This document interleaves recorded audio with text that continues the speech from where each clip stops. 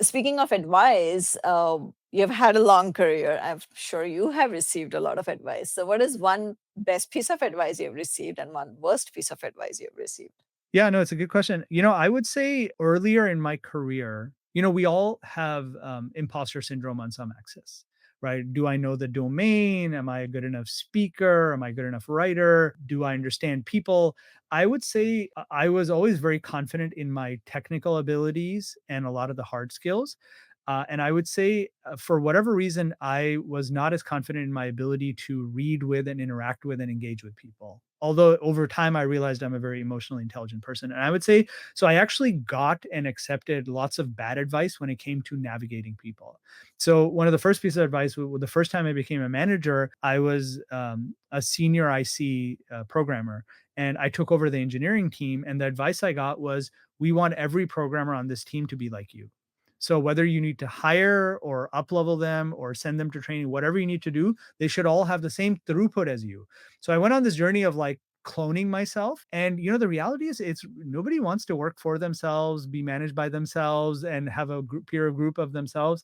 I listened to a podcast with Brene Brown once where she said, they tried to breed like the ultimate rooster and they just started like pecking at each other and trying to kill each other. You can't have too much of the same thing. Like diversity matters from cohesion and collaboration perspective. So that was some really bad advice I got, which was clone yourself. And I was like, no, I should absolutely not clone myself. I should Mhm. complement, right? What do I bring to the table? What do others bring to the table? Yeah.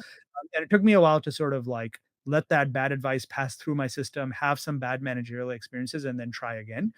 And then I would say the best advice was also around people, which is if you're a manager, because you're the manager, you're not a good manager. If you're the manager, even if you didn't have the title, then you're the right leader. And so I really, it was a former boss who kind of gave me this advice where we were in a situation where the team had grown, we were all peers, and there was a push from me and from others to say, well, he should manage this team.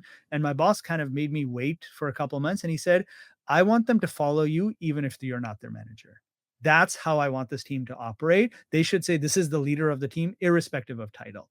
And so I thought that was great advice and great coaching because it forced me to operate with a sense of humility and empathy and peer mindedness that maybe I wouldn't have had if you had that manager title, right? Yeah.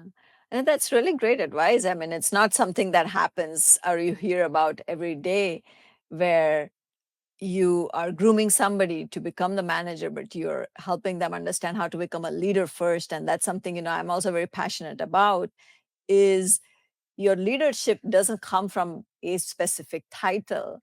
Your leadership comes from like the traits or the behaviors that you exhibit. And absolutely, I think I agree that becoming that leader that people are willing to follow is so important than becoming a manager. At the same time, I mean, you have had a lot of experience on the people management side, and there are a lot of misconceptions also about becoming a people manager or Yeah. people management in general.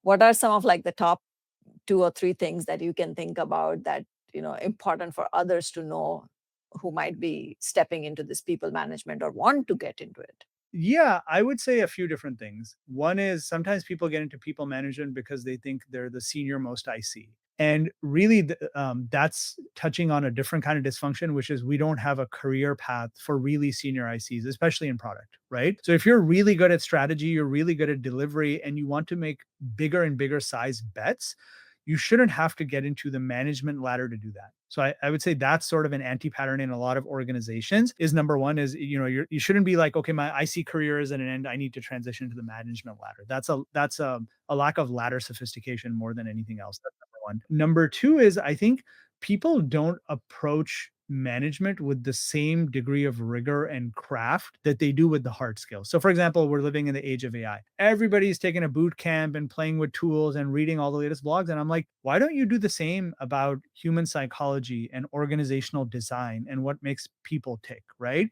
And I would say, and I'm not saying I don't have any books off the top of my head, but I would say I did a lot of reading and studying around the craft of people leadership in order to get better at it. And I think one of the misnomers people have is, some people are just natural born leaders. Some people are just loud voices. And I'm like, that's not actually how it works.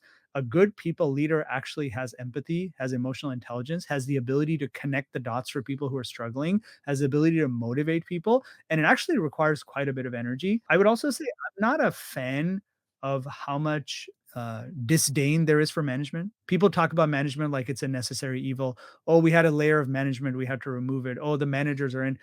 A really good manager is worth their weight in gold. A really good manager will take a team of 10 and have them performing like a team of 100.